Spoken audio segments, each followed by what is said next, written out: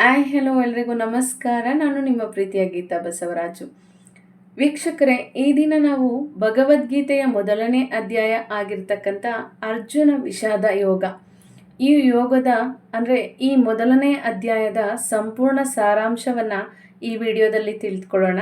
ಇದು ಕೇವಲ ಒಂದು ಯುದ್ಧದ ಕಥೆಯಲ್ಲ, ಪ್ರತಿಯೊಬ್ಬರ ಮನುಷ್ಯನ ಜೀವನದಲ್ಲಿಯೂ ಎದುರಾಗ್ತಕ್ಕಂತಹ ಒಂದು ಸಂಕಷ್ಟಗಳಲ್ಲಿ ನಾವು ಯಾವ ರೀತಿಯ ನಿರ್ಧಾರಗಳನ್ನು ತೆಗೆದುಕೊಳ್ಳಬೇಕು ಅನ್ನೋದನ್ನು ಈ ಅಧ್ಯಾಯ ನಮಗೆ ತಿಳಿಸ್ಕೊಡುತ್ತೆ.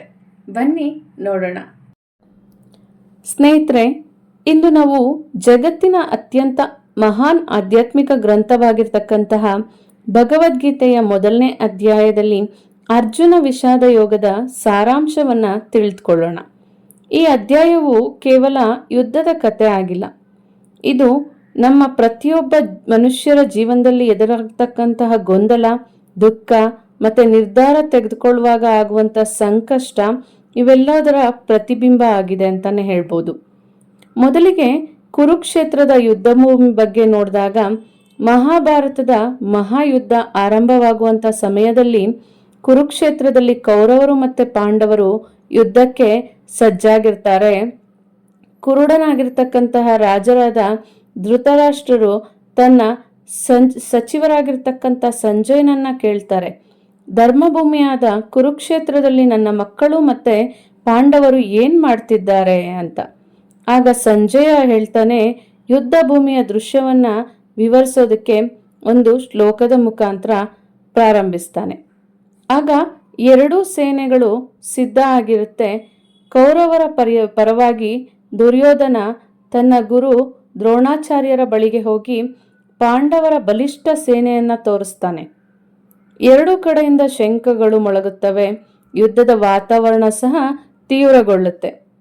ಅದೇ ಸಮಯದಲ್ಲಿ ಪಾಂಡವರ ಪರವಾಗಿ ಅರ್ಜುನ ತನ್ನ ಸಾರಥಿಯಾಗಿರ್ತಕ್ಕಂಥ ಕೃಷ್ಣನನ್ನ ಕೇಳ್ತಾನೆ, ನನ್ನ ರಥವನ್ನ ಎರಡೂ ಸೇನೆಗಳ ಮಧ್ಯದಲ್ಲಿ ನಿಲ್ಲಿಸು, ನಾನು ಯಾರೊಂದಿಗೂ ಸಹ ಯುದ್ಧ ಮಾಡಬೇಕಾಗಿದೆ ಎಂಬುದನ್ನ ನೋಡಬೇಕು. ಆಗ ಅರ್ಜುನನ ಮನಸ್ಥಿತಿ ಏನಾಗುತ್ತೆ, ಬದಲಾಗತ್ತೆ. ಶ್ರೀಕೃಷ್ಣ ರಥವನ್ನ ಎರಡು ಸೇನೆಗಳ ಮಧ್ಯದಲ್ಲಿ ನಿಲ್ಲಿಸ್ತಾರೆ. ಅರ್ಜುನ ತನ್ನ ಎದುರುಗಡೆ ನಿಂತಿರೋರೆಲ್ಲರನ್ನ ನೋಡ್ತಾನೆ. ಅದರಲ್ಲಿ ಅವರ ತಾತ, ಗುರುಗಳು, ಚಿಕ್ಕಪ್ಪಂದ್ರು, ಸಹೋದರರು, ಸ್ನೇಹಿತರು ಮತ್ತೆ ಬಂಧುಗಳು ಎಲ್ಲರೂ ಸಹ ನಿಂತಿರ್ತಾರೆ. ಇದನ್ನ ಕಂಡು ಅರ್ಜುನ ಅವನಿಗೆ ಒಂಥರ ಹೃದಯ ಕರಗುತ್ತೆ. ಅವನು ಹೇಳ್ತಾನೆ, ಇವರನ್ನೆಲ್ಲ ನಾನು ಕೊಂದು ಯಾವ ರಾಜ್ಯವನ್ನ ಅನುಭವಿಸ್ಲಿ, ನನಗೆ ಈ ಜಯವೇ ಬೇಡ, ನನಗೆ ಈ ರಾಜ್ಯವೂ ಬೇಡ, ಈ ಸುಖವೂ ಬೇಡ ಅಂತ ಹೇಳಿ ವಿಷಾದ ಮತ್ತೆ ಗೊಂದಲಕ್ಕೆ ಒಳಗಾಗ್ತಾನೆ. ಆಗ ಅರ್ಜುನನ ದೇಹ ನಡ್ಗೋದಕ್ಕೆ ಆರಂಭ ಆಗತ್ತೆ, ಅವನ ಬಾಯಿ ಸಹ ಒಣಗುತ್ತೆ. ಕೈಯಲ್ಲಿದ್ದಂತಹ ಗಾಂಡೀವ, ಬಿಲ್ಲು ಎಲ್ಲವೂ ಜಾರ್ಬಿಡುತ್ತೆ ತನ್ನಷ್ಟಕ್ಕೆ ತಾನೆ. ಮನಸ್ಸು ಚಂಚಲಮಯ ಆಗುತ್ತೆ. ಅವನು ಯುದ್ಧ ಮಾಡೋದೇ ತಪ್ಪು ಅಂತ ಭಾವಿಸ್ಬಿಡ್ತಾನೆ. ನಮ್ಮ ಬಂಧುಗಳನ್ನ ಕೊಲ್ಲೋದ್ರಿಂದ ಕುಟುಂಬ ನಾಶ ಆಗುತ್ತೆ, ಧರ್ಮ ನಾಶ ಆಗುತ್ತೆ, ಹಾಗೆ ಸಮಾಜದಲ್ಲಿ ಅಶಾಂತಿ ಉಂಟಾಗುತ್ತೆ ಎಂದು ಅವನು ದುಃಖದಿಂದ ಕೃಷ್ಣನ ಬಳಿ ತನ್ನ ದುಃಖವನ್ನ ವ್ಯಕ್ತಪಡಿಸ್ತಾನೆ. ಹಾಗೆ ಯುದ್ಧದಿಂದ ಹಿಂದೆ ಸರಿಯುವಂತ ನಿರ್ಧಾರವನ್ನ ಮಾಡ್ತಾನೆ. ಅರ್ಜುನ ಕೊನೆಗೆ ಹೇಳ್ತಾನೆ, ನಾನು ಯುದ್ಧವನ್ನ ಮಾಡೋದಿಲ್ಲ ಅಂತ ಹೇಳಿ ತನ್ನ ಕೈಯಲ್ಲಿದ್ದಂತಹ ಬಿಲ್ಲು ಮತ್ತೆ ಬಾಣಗಳನ್ನೆಲ್ಲ ಕೆಳಗಡೆ ಇಟ್ಟು ರಥದಲ್ಲಿಯೇ ಕುಳಿತುಕೊಳ್ತಾನೆ. ಇದು ಅವನ ಮಾನಸಿಕ ಕುಸಿತದ ಕ್ಷಣ ಆಗಿರುತ್ತೆ. ನಮಗೂ ಅಷ್ಟೇ, ನಾವು ಯಾವುದಾದ್ರೂ ಕೆಲಸದಲ್ಲಿ ತುಂಬ ಗೊಂದಲಮಯ ಆದಾಗ ನಮ್ಮ ಮನಸ್ಸು ಚಂಚಲಮಯ ಆಗುತ್ತೆ, ಕುಸಿದು ಬಿಡ್ತೇವೆ. ಹೀಗೆ ಮೊದಲನೇ ಅಧ್ಯಾಯದ ಮುಖ್ಯ ಸಂದೇಶವನ್ನ ನಾವಿಲ್ಲಿ ನೋಡಿದಾಗ, ಅರ್ಜುನನ ವಿಷಾದ ಕೇವಲ ದುರ್ಬಲತೆ ಅನ್ನೋದಾಗಿರೋದಿಲ್ಲ, ಅದು ಆತ್ಮಜ್ಞಾನದ ಆರಂಭದ ಹಂತ ಅಂತಾನೆ ಹೇಳ್ಬೋದು. ಜೀವನದಲ್ಲಿ ನಾವು ಕೂಡ ಕೆಲವೊಮ್ಮೆ ಗೊಂದಲ, ಭಯ, ದುಃಖ ಮತ್ತೆ ನಿರ್ಧಾರಗಳನ್ನು ತೆಗೆದುಕೊಳ್ಳುವಂತಹ ಸಂದರ್ಭದಲ್ಲಿ ಸಂಕಷ್ಟಗಳನ್ನು ಎದುರಿಸ್ತೇವೆ. ಆ ಸಮಯದಲ್ಲಿ ಸರಿಯಾದ ಜ್ಞಾನ ಮತ್ತೆ ಮಾರ್ಗದರ್ಶನ ಅಗತ್ಯ ಇರುತ್ತೆ. ಅರ್ಜುನನಿಗೆ ಆ ಮಾರ್ಗದರ್ಶನವನ್ನ ನೀಡಿದ್ದೇ ಭಗವಾನ್ ಶ್ರೀಕೃಷ್ಣರು. ನಮಗೂ ಅಷ್ಟೇ ಜೀವನದಲ್ಲಿ ಸರಿಯಾದ ಜ್ಞಾನವೇ ದಾರಿ ತೋರಿಸೋದು. ಅದಕ್ಕೆ ನಾವು ಯಾವಾಗಲಾದರೂ ಗೊಂದಲ ಆದಾಗ ನಮಗಿಂತ ತಿಳಿದಿರ್ತಕ್ಕಂಥ ಗುರುಗಳ ಬಳಿಗೆ ಹೋಗಬೇಕು.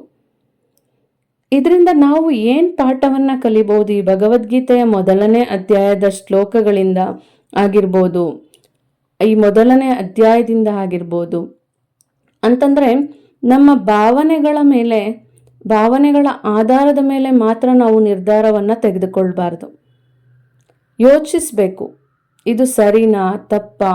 ಇಮೋಷನ್ಸ್ಗೆ ನಾವು ಅಟ್ಯಾಚ್ ಆಗಿಬಿಡ್ತೀವಿ, ಅದು ತಪ್ಪಾಗುತ್ತೆ.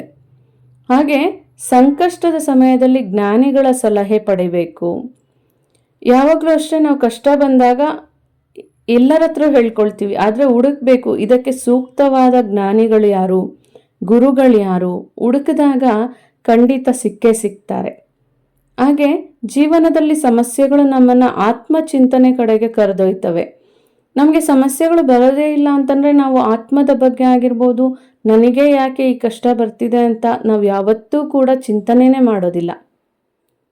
ಹಾಗೆ ಗೊಂದಲ ಮತ್ತು ದುಃಖ ಕೆಲವೊಮ್ಮೆ ಯಶಸ್ಸಿನ ಮೊದಲನೇ ಹೆಜ್ಜೆ ಆಗತ್ತೆ. ಯಾರು ಜೀವನದಲ್ಲಿ ಗೊಂದಲಕ್ಕೊಳಗಾಗಿದ್ದಾರೆ ಅಥವಾ ದುಃಖದಲ್ಲಿದ್ದಾರೆ ಅವ್ರಿಗೆ ಯಶಸ್ಸು ಅನ್ನೋದು ಕಟ್ಟಿಟ್ಟಂತಹ ಬುತ್ತಿ ಅಂತಾನೆ ಹೇಳ್ಬೋದು. ಯಾಕೆ ಅಂತಂದರೆ ಯಾವಾಗ ನಾವು ಗೊಂದಲಕ್ಕೊಳಗಾಗ್ತೀವಿ, ಯಾವಾಗ ನಾವು ದುಃಖಕ್ಕೆ ಒಳಗಾಗ್ತೀವಿ, ಆಗ ಹಲವಾರು ದಾರಿಗಳನ್ನು ಹುಡುಕ್ತೇವೆ. ಆ ಹಲವಾರು ದಾರಿಗಳನ್ನು ಹುಡುಕಿ ನಾನು ಗೆಲ್ಲಲೇಬೇಕು ಅನ್ನೋ ಛಲ, ಆತ್ಮವಿಶ್ವಾಸ ನಮ್ಮಲ್ಲಿ ಹೆಚ್ಚಾಗತ್ತೆ. ಸೊ ಇದು ಯಶಸ್ಸಿನ ಮೊದಲನೇ ಹೆಜ್ಜೆ. ಒಟ್ಟಾರೆಯಾಗಿ ಸ್ನೇಹಿತರೆ, ಭಗವದ್ಗೀತೆಯ ಮೊದಲನೇ ಅಧ್ಯಾಯ ಆಗಿರ್ತಕ್ಕಂತಹ ಅರ್ಜುನ ವಿಷಾದ ಯೋಗವು ನಮಗೆ ಜೀವನದ ಸಂಕಷ್ಟಗಳ ಅಂತ್ಯವಲ್ಲ, ನಾವು ಹೊಸ ಜ್ಞಾನದ ಆರಂಭ ಅನ್ನೋದನ್ನ ತಿಳಿಸ್ಕೊಡುತ್ತೆ. ಅಂದರೆ ಸಂಕಷ್ಟಗಳು ಬಂದ ತಕ್ಷಣ ಅದು ಜೀವನ ಅಂತ್ಯ ಅಲ್ಲ, ಅಲ್ಲಿ ಏನೋ ಒಂದು ಹೊಸದಾದ ಆದಿ ಅಥವಾ ಬಾಗಿಲು ತೆರೆದುಕೊಂಡಿದೆ ಅನ್ನೋದನ್ನ ತಿಳಿಸ್ಕೊಡುತ್ತೆ. ಮುಂದಿನ ಅಧ್ಯಾಯಗಳಲ್ಲಿ ಶ್ರೀಕೃಷ್ಣರು ಅರ್ಜುನನಿಗೆ ನೀಡಿದಂತಹ ಅಮೂಲ್ಯವಾದ ಉಪದೇಶಗಳನ್ನು ತಿಳಿದುಕೊಳ್ಳೋಣ. ಈ ವಿಡಿಯೋ ಇಷ್ಟ ಆದಲ್ಲಿ ಲೈಕ್ ಮಾಡಿ, ನಿಮ್ಮ ಸ್ನೇಹಿತರೊಂದಿಗೆ ಹಂಚ್ಕೊಳ್ಳಿ ಮತ್ತು ನಮ್ಮ ಚಾನಲನ್ನು ಸಬ್ಸ್ಕ್ರೈಬ್ ಮಾಡ್ಕೊಳ್ಳಿ. ಧನ್ಯವಾದಗಳು. ಶ್ರೀಕೃಷ್ಣಾರ್ಪಣಮಸ್ತು.